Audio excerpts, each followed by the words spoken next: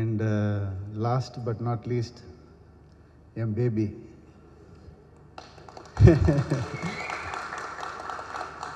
அவங்க வந்து ஒவ்வொரு நாளுமே வந்து கடவுளை வேண்டிக்கிறதுலேருந்து எனக்காகவே எல்லாம் பண்ணுறதுலேருந்து அவங்க என் கூடயே இருக்காங்க.